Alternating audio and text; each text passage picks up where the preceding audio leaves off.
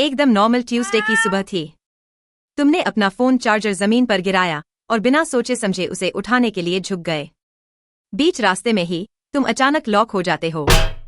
तुम्हारी मसल्स आगे झुकने से मना कर देती हैं और एक पल के लिए तुम एक जिंदा स्टैचू बन जाते हो।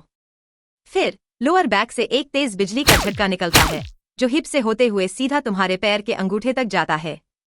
ऐसा लगता है जैसे किसी ने रीढ़ की हड्डी में हाई वोल्टेज करंट दौड़ा दिया हो। बेड तक वापस आते हो और फोन निकालते हो।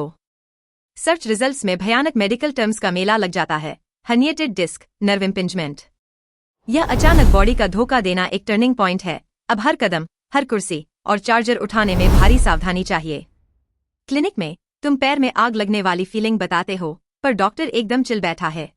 हाँ? उनके लिए तुम्हारा यह मौत का नंगा नाच बस एक सिंपल मैकेनिकल प्रॉब्लम है। यह 3D cross section lower spine दिखाता है। तुम्हारा डॉक्टर L4 और L5 वर्टेब्रे के बीच की जगह देख रहा है, जहां रबर जैसा स्पाइनल डिस्क तुम्हारे मूवमेंट को कुशन देता है। जब वह डिस्क कंप्रेस होती है तो नॉर्मल जगह से बाहर निकल आती है। इस हालत में ये उस मोटी नर्व रूट को फिजिकली दबाता है जो ठीक पीछे से गुजरती है। क्योंकि साइटिक नर्व पूरे पैर की लंबाई तक जाती है, लोअर बैक का वह छोटा सा प्रेशर दिमाग को सिग्नल भेजता है कि दर्द काफ या पैर से आ रहा है। डॉक्टर आराम करने को लिख देता है, नहीं तो फिर कमर दर्द बढ़ जाएगा।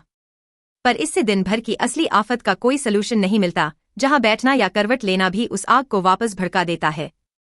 हिलना डुलना अब एक विजिबल स्ट्रगल बन गया है। तुम एक पैर घसीटते हुए चलते हो, अपनी पीठ को एकदम सीधा रखते हुए, और ऐसी अकड़ के साथ लंगड़ाते हो जैसे किसी सस्ती हॉरर फिल्म का भूत। आसपास के लोग तुम्हें नुस्खों की पूरी लाइब्रेरी थमा देंगे। वे कहेंगे घास पर चलो या लहसुन के साथ सरसों का तेल मलो। लेकिन एनाटॉमी के अनुसार प्रॉब्लम तो रीढ़ की हड्डी की गहराई में एक फिजिकल रुकावट है। ये ऊपरी तेल मालिश उस डिस्क तक नहीं पहुंच सकते जो नर्व रूट पर चिपकी है। उस प्रेशर को रिवर्स करने के लिए एक स्पेसिफिक मैकेनिकल मूवमेंट चाहिए। बहुत लोगों के लिए ये फिजियोथेरेपी एक्सरसाइज से शुरू होता है, जिसे कोबरा पोज या भुजंगासन कहते हैं। इस साइड व्यू में तुम स्पाइन को पीछे मोड़ने का असर देख सकते हो। ये मूवमेंट वर्टेब्रे के आगे जगह बनाता है, जो बाहर निकले डिस्क मटेरियल को अपनी सही जगह खींचने में मदद करता है। असली राहत तो अब फिजिक्स का खेल बन चुकी है। अगर प्रॉब्लम मैकेनिकल कंप्रेशन है तो सोल्यूशन मैकेनिकल डीकम्प्रेशन होना चाहिए। चाहे जितने सावधान रहो, तुम्हारी बॉडी तुम्हें धोखा दे सकती है। एक अचानक आई छींक उस दबी हुई नर्व पर हथौड़े जैसा असर करती है। इससे बचने के लिए तुम्हें दीवार का सहारा लेना सीखना पड़ता है।